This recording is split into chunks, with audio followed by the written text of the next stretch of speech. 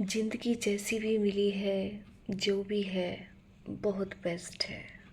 इससे शिकायत कम कीजिए और इसे जीने की कोशिश भरपूर कीजिए। लाइफ में जो भी ड्रीम देखते हो उन्हें पूरा करने की कोशिश कीजिए, क्योंकि आप ही नहीं है जो आपकी ज़िंदगी जी रहे हो।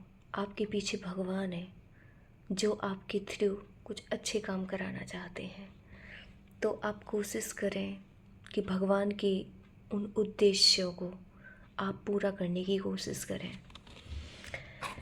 एक बार एक लड़का होता है, उसकी लाइफ के कुछ ड्रीम होते हैं और वो जिम्मेदार होता है अपने घर का। उसके छोटे बहन भाई होते हैं और पापा की बहुत जल्दी डेथ हो जाती है किसी बीमारी से, तो अपने घर का लालन पालन वही करता है। और वो घर की पालन में इतना बिज़ी हो जाता है कि अपनी इच्छाओं को मारता चला जाता है, मारता चला जाता है।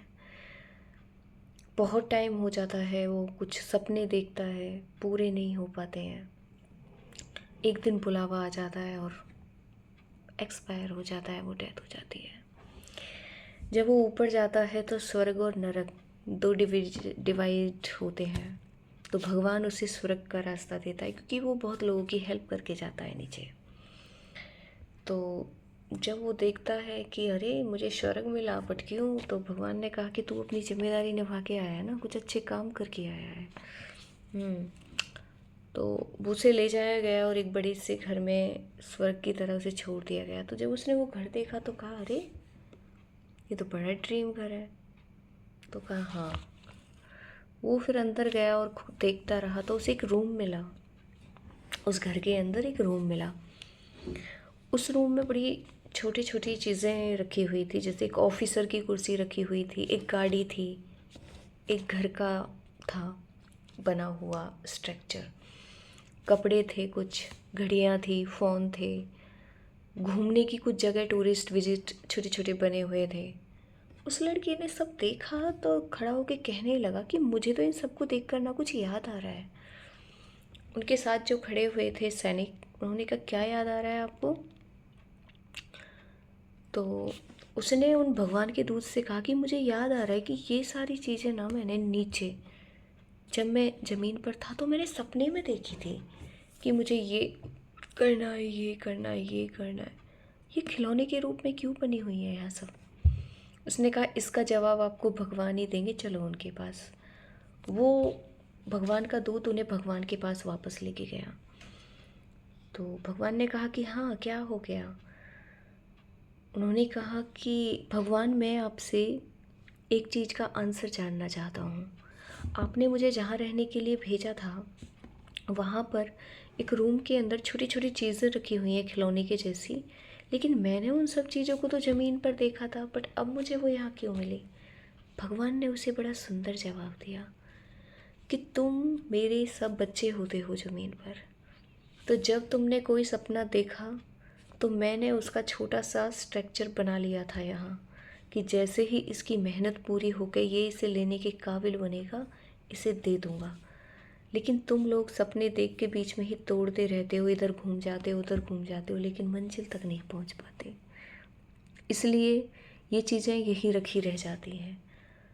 जब उस लड़के ने ये चीज़ सोची तो वो लिटरली उसकी आंखों से आंसू आने लगे।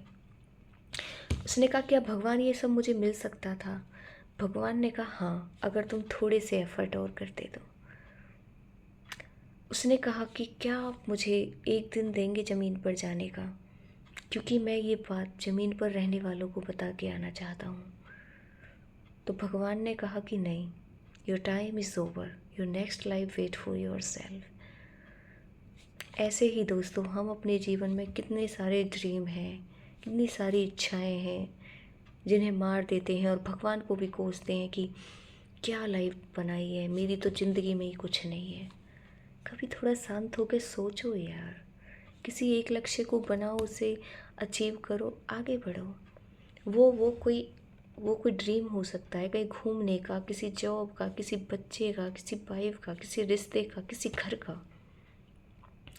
God always help. तो एक माँ होती है, एक बाप होता है, क्या चाहता है वो कभी उसका बच्चा परेशान रहे? हम सब एक दूसरे को यहीं परेशान होते रहते हैं। तो आप जहाँ भी हो, जैसे भी हो, शांति से रहो, दिमाग में शांति लाओ, लाइफ ऑटोमेटिक मस्त हो जाएगी। पैसे में भी खुशी नहीं है, घरों में भी खुशी नहीं है, रिश्तों में भी खुशी नहीं है, आपके अंदर है। सपोज करो आपकी आंखों में आंसू आए हुए हैं और आप एक शीशे में देख रहे हो, मिरर में। मिरर से कितना भी आंसू पोंछते रहो, नहीं पूछेगा जब तक आप रियल में अपनी आईज़ को टच करके वो आंसू नहीं पोंछोगे। तो जीवन में परेशान हो या चीज़ें समझ में नहीं आ रही हैं, तो उनकी रियलिटी को टच करके उन्हें चेंज करने की कोशिश करो। जिस भी हाल में हो, भगवान की ब्लेसिंग समझ के उसी हाल में खुश रहो। All the best. I hope कि आज आपको ये स्टोरी अच्छी लगी होगी। मैं लेके आती हूँ कुछ लफ्ज़ों का एहसास जो सीधे आपके दिल में उतरे और आपकी लाइफ को कुछ थोड़ा सा चेंज करे। All the best.